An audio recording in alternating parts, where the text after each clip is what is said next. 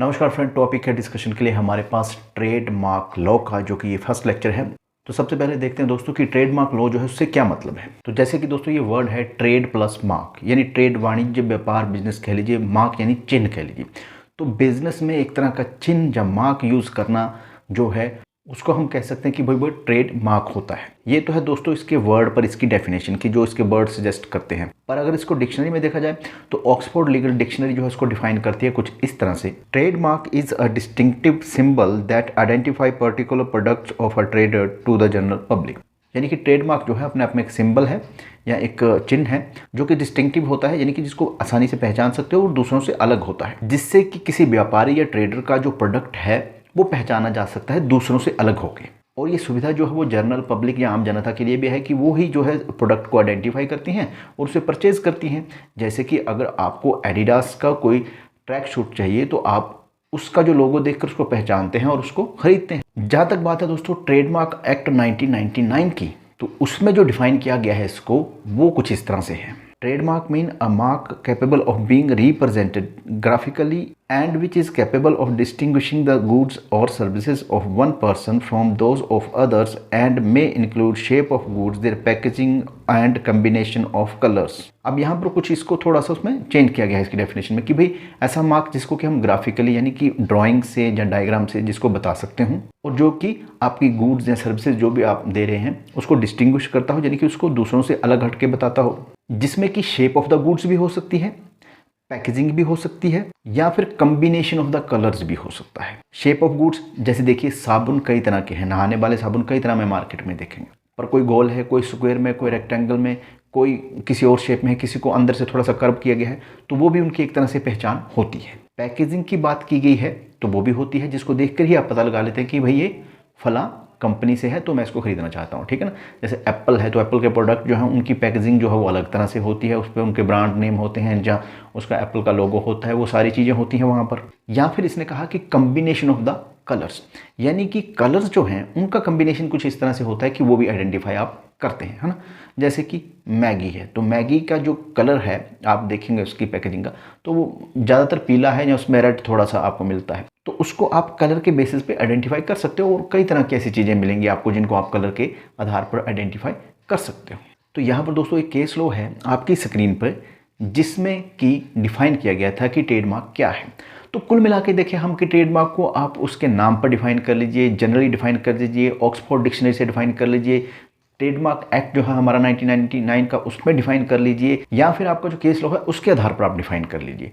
तो कुछ कुछ उसकी सिमिलरिटी है जिसमें कि आप वो चिन्ह होगा, है ना, कोई कम्बिनेशन होगा, कोई कलर्स होगा, कोई साइन होगा, और उसकी पैकेजिंग हो सकती है, उसकी शेप हो सकती है, और वो इसलिए है क्योंकि वो डिस्टिंक्टिव है, यानी कि वो मार्केट में दूसरों की चीज़ों से अलग दिखे कि भाई ये जो प्रोडक्ट है ये उस मैन्युफैक्चरर का या उस ट्रेडर का है। तो कुल मिला के हम कह सकते हैं कि भाई ये एक चिन्ह है जो कि ट्रेडर के द्वारा बनाया जाता है ताकि उसकी चीज़ या उसकी वस्तु या उसका जो भी प्रोडक्ट है उसकी आइडेंटिफिकेशन हो सके।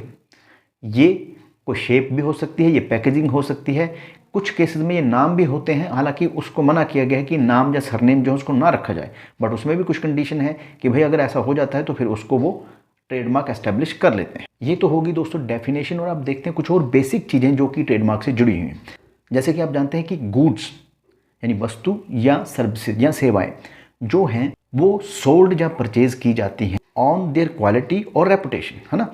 जैसे कि आप कहते हैं कि भाई मुझे एडिडास का एक टी शर्ट खरीदना है, तो वो जो होगा वो एडिडास का लोगो, एडिडास का नाम, या वो उनका जो स्टाइल है लिखने का, उससे ही आप आइडेंटिफाई करते हैं क्योंकि आपको लगता है कि इसकी रेपुटेशन या इसका जो मटेरियल है वो अच्छा है। और जो मैन्युफैक्चरर है वो अपनी क्वालिटी को जो है वो रिप्रेजेंट करता है इन मार्क्स के जरिए, कि वो बताता है कि भाई देखिए इसमें मेरा ठप्पा लगा हुआ है, तो इसका मतलब है कि इस प्रोडक्ट की क्वालिटी वही होगी जिसके लिए कि मैं पॉपुलर हूँ, और जिससे ये भी इंश्योर होता है कि भाई ये जो प्रोडक्ट है वो उसी ही ट्रेडर या उसी ही मैन्युफैक्चरर का है, अगर वो मार्क जो है वो ओरिजिनल है तो इस तरह से हम देखें कि ट्रेडमार्क जो है वो consumer as well as trader दोनों के हितों को सॉल्व करता है।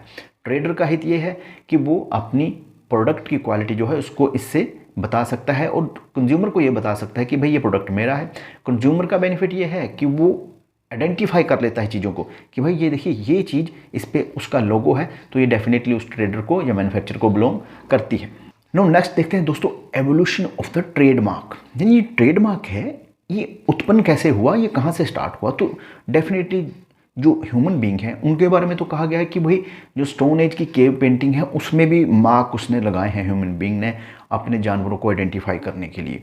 तो ये जो एक ह्यूमन बींग की मेंटालिटी है चीज़ों को आइडेंटिफाई करने की, अपने साथ उस पर मार्क लगाने की या उसको कोई नाम या चिन्ह देने की, वो तो बहुत पुरानी है। पर जो अर्लीस्ट ट्रेडमार्क है जिसको कि लेजिस्लेशन के रूप में लाया गया था उसके बारे में ये कहा जाता है कि ये इंग्लैंड में था और ये 1266 में था, जिसको कि बेकर्स मार्किंग लॉ के नाम से जाना जाता था, जिसमें कि जो बेकर या ब्रेड बनाने वाले होते हैं उनको कहा गया कि भाई आप अपने अपनी जो ब्रेड है उस पर एक स्टैंप लगाइए ताकि ये पता चल सके कि ये ब्रेड जो है वो कहाँ कहाँ से ओरिजिनेट हो रही है। और ये जो था वो ब्रिटिश पार्लियामेंट के द्वारा इनेक्ट किया गया था। और लेटर ऑन जो मर्चेंट थे उन्होंने 13वीं से लेकर 16 या 16वीं शताब्दी तक जो था वो अपनी गुड्स की क्वालिटी के लिए भी मार्क को यूज़ करना शुरू कर दिया ताकि वो दूसरे को इंश्योर करवा सकें कि भाई ये गुड्स जो हैं उनकी क्वालिटी जो है वो मैं गारंटी करता हूँ। और फ्रेंड जो ट्रेडमार्क आज चलन में है वो पिछले 200 सालों से इंडस्ट्रियल रेवोल्यूशन से जुड़ा हुआ है, यानी कि जो औद्योगिक क्रांति थी उससे वो जुड़ा हुआ है। और डेफिनेटली जो सिस्टम हमारे पास है वो वेस्टर्न वर्ल्ड की देन है। अब क्योंकि वेस्टर्न वर्ल्ड ने फैक्ट्रीज बनाई, कंपनीज बनाई, इन्वेंशंस की, कई तरह की और जो चीज़ें बनाई, अब उनको ये जो मार्क है या ट्रेड मार्क है इसकी ज़रूरत महसूस हुई। क्यों? क्योंकि उन्होंने अपने प्रोडक्ट सिर्फ अपनी कंट्री में नहीं अपनी कंट्री से बाहर भी बेचने थे। और जब वो प्रोडक्ट बनाएंगी, मैन्युफैक्चर करेंगी और उसको बेचेंगी तो जाहिर सी बात है कि दूसरी जगह उनकी डुप्लीकेसी हो सकती है। तो इसको बचने के लिए वो कंसेप्ट ले आए ट्रेडमार्क का कि भाई ये ट्रेडमार्क है मेरा और कोई इसको वायलेट नहीं कर सकता। इससे रिगार्डिंग हम लॉ बनाएंगे जो रजिस्टर्ड ट्रेडमार्क के लिए भी होगा और अनरजिस्टर्ड ट्रेडमार्क के लिए भी होगा। फिर वो यूनाइटेड नेशन को ले आए, जो ट्रेडमार्क था उसको ग्लोबलाइज करने की भी कोशिश की या कर ही दिया कि भाई अब प्रोडक्ट जो है हम अपने इन्वेंशन कर रहे हैं, हम प्रोड्यूस कर रहे हैं, तो हम कहाँ बेचेंगे, इसको पूरी दुनिया में बेचेंगे। तो उसके लिए भी उन्होंने मैकेनिज्म तैयार किया थ्रू यूएन, जो है बहुत सी अमेंडमेंट की। जो देश थे उनको कहा कि भाई आप अपने अपने डोमेस्टिक या म्यूनसिपल लॉ या जो आपके देश का लॉ है उसमें भी अमेंडमेंट करिए ताकि हमारे लिए, ज़्यादातर वेस्टर्न वर्ल्ड के लिए वो सुविधाजनक हो सके और उसका बेनिफिट जो है या उसका जितना भी लाभ या दोहन है वो ज़्यादा से ज़्यादा वो कर सके। दूसरी तरफ हम ये भी कह सकते हैं कि ट्रेडमार्क लॉ जो है वो देन है एक कॉम्पिटिटिव इकोनॉमी की, जहाँ पर कि एक प्रोडक्ट को 100 आदमी बना रहा है ना, और उस हर आदमी का अपना अपना तरीका है, अपने अपनी क्वालिटी है, अपने अपने स्टैंडर्ड है। और जो आदमी समझता है कि भाई मेरा स्टैंडर्ड बहुत अच्छा है, मेरा प्रोडक्ट बहुत अच्छा है, पर मुझे नुकसान ये है कि जब मार्केट में जाते हैं तो सारे प्रोडक्ट एक जैसे हैं, तो इसलिए मैं अपने प्रोडक्ट को अलग से एक पैकेजिंग दूंगा या एक शेप दूंगा या कोई कलर कॉम्बिनेशन दूंगा, वो सब मैं करूंगा। तो ये उसकी भी देन है। नो दोस्तों, नेक्स्ट है historical development of the trademark law in India, कि भारत में जो इसकी डेवलपमेंट है वो कैसी रही। तो स्टार्टिंग में तो हमारे पास किसी तरह का कोई स्पेसिफिक ट्रेडमार्क लॉ नहीं था। ट्रेडमार्क को लेकर जो प्रोविज़न थी वो अलग अलग लॉ के अंदर दी हुई थी। उसमें हमारे पास इंडियन पिनल कोड था, स्पेसिफिक रिलीफ एक्ट ऑफ 1877 था, इंडियन रजिस्ट्रेशन एक्ट था, इंडियन मर्चेंडाइज एक्ट था जो कि 1889 का था, और ट्रेडमार्क एक्ट था जो कि 1940 का था।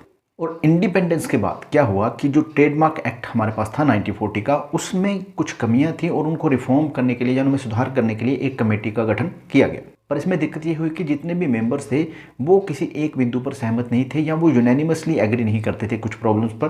तो इसके लिए गवर्नमेंट ने फिर एक जस्टिस जो थे हाई कोर्ट के उनको अपॉइंट किया, जो कि कमेटी की रिपोर्ट को एग्जामिन कर सके और अपनी फाइंडिंग जो है या अपने जो एक सुझाव है वो दे सके कि भाई ये रिफॉर्म जो है वो किस तरह से होंगे। अब इन रिकमेंडेशन को इफेक्ट देने के लिए या इनको इन्फोर्स करने के लिए गवर्नमेंट ऑफ इंडिया ने अपॉइंट किया एक और पर्सन को, जिन्होंने कि trade mark and merchandise bill जो था 1958 का, उसको उन्होंने ड्राफ्ट किया, जिसको कि बाद में trade and merchandise mark act जो था 1958 का उसको बना दिया गया। इस एक्ट में भी कई बार संशोधन या अमेंडमेंट की गई, बट अगेन 1991 या 1991 में जब भारत ने ग्लोबलाइजेशन मार्केट में स्टेप इन किया तो फिर चीज़ें चेंज हो गई, मार्केट बदल गई और इकोनॉमी भी चेंज हो रही थी। आईटी या इंफॉर्मेशन टेक्नोलॉजी था वो भी बहुत बड़ा रोल प्ले कर रही थी। तो इन सब चीज़ों का निवारण करने के लिए फिर आया 1999 यानी 1999 का ट्रेडमार्क एक्ट, जो कि आज हमारे पास है। इसमें भी जो अमेंडमेंट की गई और इसके भी जो रूल्स थे टाइम टू टाइम बनाए गए। पर ये जो 1999 का जो एक्ट था, इसने जो इससे पहले जितने भी ट्रेडमार्क लॉ थे उनमें बहुत ज़्यादा ड्रास्टिक चेंजेस किए, क्योंकि वो रिक्वायर्ड थे। जैसे कि मैंने आपको कहा कि ग्लोबलाइजेशन था, फिर इंफॉर्मेशन टेक्नोलॉजी में चेंज हो रहा था, हमारा ग्लोबलाइजेशन में एंटर करना, और फिर जो हमारे डोमेस्टिक लॉ थे उनका जो इंटरनेशनल लेवल पे लॉ है उनसे मैच ना करना। तो उसके लिए बहुत सारी चीज़ों को जो बहुत बड़े स्तर पे बदलाव उसमें किए गए। नेक्स्ट दोस्तों बात करें ट्रेडमार्क की इंटरनेशनलाइजेशन की या इसकी ग्लोबलाइजेशन की, तो उसमें भी कई एफर्ट किए गए हैं और कई ट्रीटीज या कन्वेंशन इस तरह की चीज़ें की गई हैं, जिसमें कि आपकी सबसे पहले जो थी वो दोस्तों था पेरिस कन्वेंशन। हालांकि इसमें जो चीज़ें डिसाइड की गई थी वो वैसी नहीं थी जैसी आज हैं, पर इसकी शुरुआत जो थी वो पेरिस कन्वेंशन से हुई थी। पेरिस कन्वेंशन के बाद आया दोस्तों मैड्रिड एग्रीमेंट, और उसके बाद ट्रेडमार्क लॉ ट्रीटी थी। फिर friends I Singapore treaty on trademark, और उसके बाद लास्ट में जो था वो था ट्रिप्स एग्रीमेंट। तो इन सब ट्रीटीज़ या एग्रीमेंट ने जो ट्रेडमार्क का कंसेप्ट था उसको ग्लोबलाइज करने में काफ़ी ज़्यादा भूमिका निभाई। शुरुआत में तो ये ग्रुप में थे, जैसे यूरोप तक या कुछ कंट्री तक, पर फिर आहिस्ता आहिस्ता ये यूनाइटेड नेशन के जरिए बाकी एरिया या बाकी देशों में भी ये स्प्रेड आउट हो गया। तो ये था दोस्तों ट्रेडमार्क लॉ पर पहला वीडियो जो कि इसकी इंट्रोडक्शन से रिलेटेड था। Thank you very much.